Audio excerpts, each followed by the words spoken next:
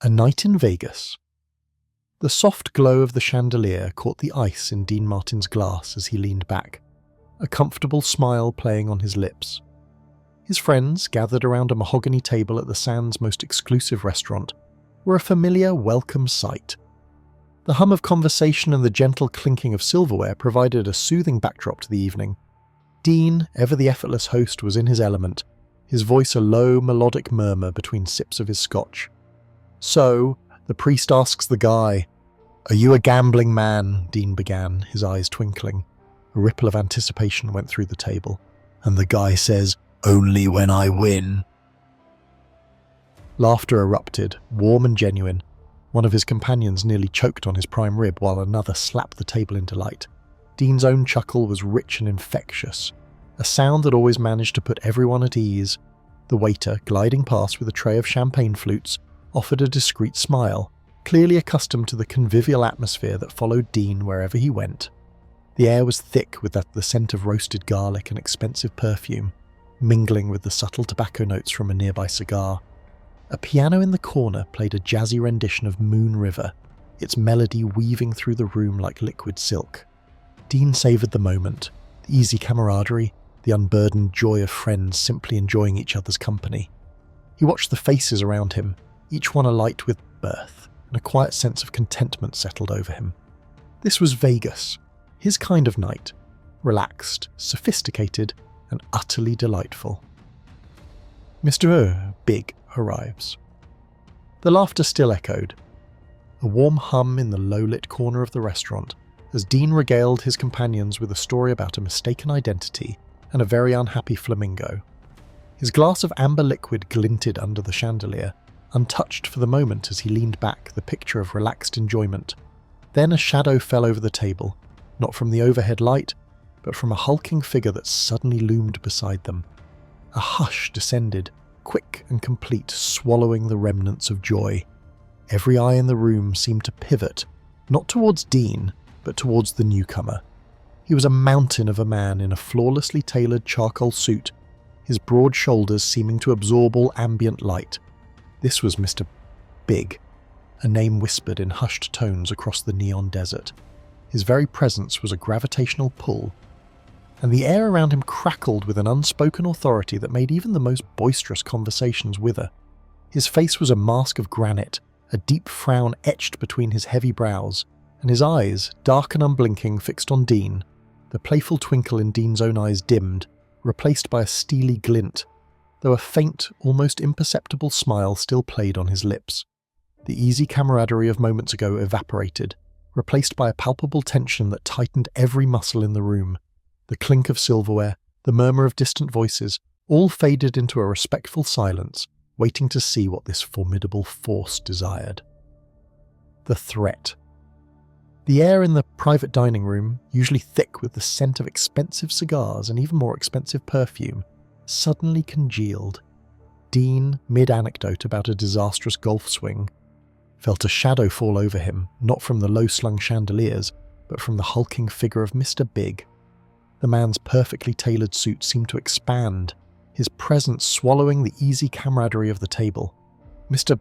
Big leaned in, his breath a stale wave of bourbon and something metallic. His voice, usually a gravelly rumble, dropped to a guttural whisper that only Dean was meant to hear. "You owe me, Dean." Each word was a sharpened blade.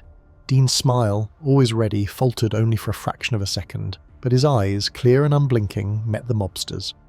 "And if you don't pay up," Mr. Big continued, the words a poisonous promise, "things won't be so funny anymore." The implied consequence hung in the silence like a guillotine blade. The other diners, sensing the shift in atmosphere, had instinctively quieted, their nervous gazes darting between the two men. Dean, however, simply tilted his head, a wry amusement playing at the corners of his mouth. He didn't flinch, didn't even betray a flicker of fear. Instead, a low chuckle escaped him, then another, growing into a full, hearty laugh that echoed incongruously in the sudden tension. It wasn't a nervous laugh, but one of genuine, almost defiant amusement. Silence falls. The words hung in the air, a thick, invisible shroud descending upon the vibrant dinner party. One moment, laughter and the clink of ice against crystal filled the private room. The next, an eerie hush enveloped everything. Smiles vanished from every face around the polished mahogany table, replaced by stark expressions of disbelief and dawning fear. Frank's fork, halfway to his mouth, froze midair, a solitary pea teetering precariously on its tines. Sammy's usually animated features stilled, his eyes wide, fixed on Mr. Big. The live band, previously a lively backdrop, seemed to mute itself, their jaunty trumpet notes fading into a barely audible whisper. The low hum of conversation from nearby tables in the main dining room, once a comforting murmur, now felt distant, irrelevant. Even the soft scraping of a chair in the corner of their private space seemed to cease. Every eye, every tightened muscle, every held breath was centered on Mr. Big, whose unblinking gaze remained fixed on Dean. Dean's friends, intimately familiar with the gangster's chilling reputation, felt a cold dread seep into their bones. They knew Mr. Big wasn't a man to bluff, and his threat, delivered with such quiet menace, was terrifyingly real. They braced themselves for Dean's reaction, fully expecting to see the usual unflappable confidence crack, revealing the fear they all felt. Dean, however, simply met the mobster's stare, a faint, almost imperceptible tremor at the corner of his lips the only hint of his internal state, the unexpected smile. The air in the private dining room thickened, a tangible weight pressing down on the hushed patrons. Every eye was fixed on Dean Martin, expecting a retort, a sarcastic quip, perhaps even a defiant stare. Mr. Big, a hulking shadow against the velvet banquette, leaned forward, a predatory glint in his eyes, ready for the capitulation he considered inevitable. The implicit threat hung heavy, a dark cloud just above the linen-draped table. But Dean Martin did something amazing. He didn't flinch, didn't argue, instead he looked right at Mr. Big, his gaze steady, unwavering, and utterly devoid of fear.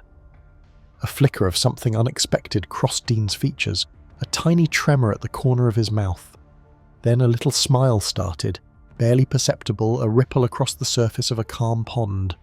The witnesses, frozen in their seats, exchanged bewildered glances. This wasn't the reaction anyone had anticipated. The smile grew, slowly, deliberately, stretching Dean's lips, crinkling the corners of his eyes. It wasn't a nervous grin or a mocking sneer. It was a genuine, warm smile, full of a surprising, almost gentle amusement. Mr. Big's brow furrowed, his usual intimidating scowl faltering. He had seen fear, defiance, even desperate humour, but never this. The smile widened further, a full relaxed grin that seemed to absorb the tension in the room. Baffling Mr. Big completely, the mobster, for the first time in recent memory, looked genuinely confused.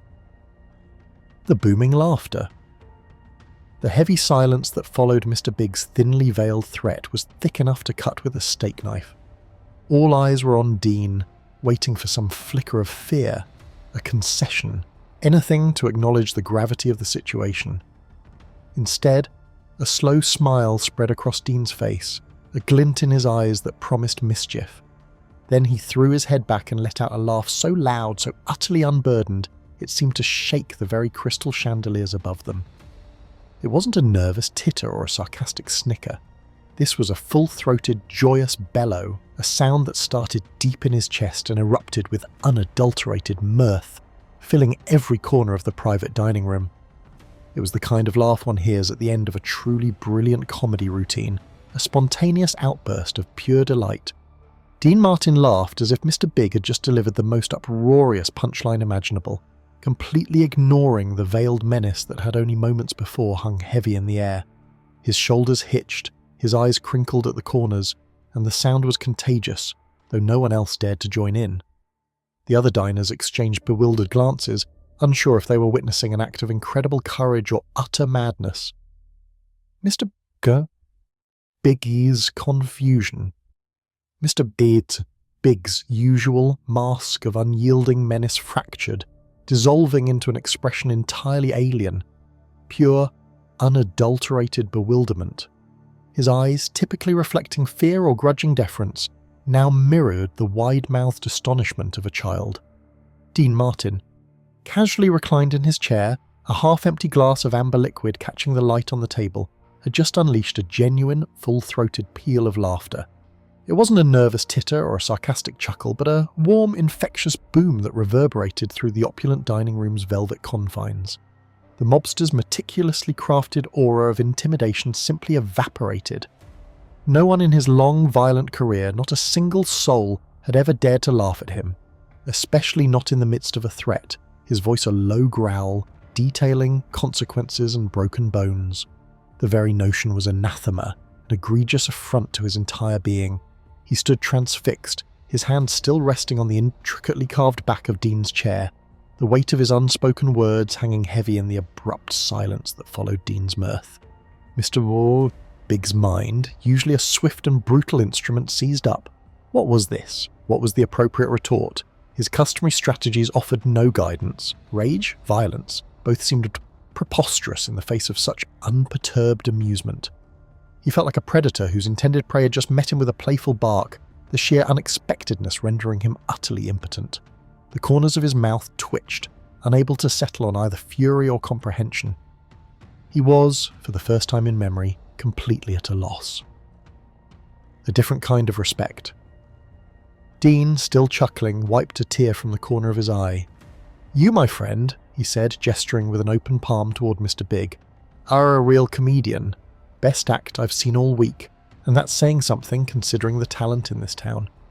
He leaned back in his chair, a relaxed smile playing on his lips, as if he'd just witnessed a particularly amusing magic trick, not a thinly veiled threat on his life.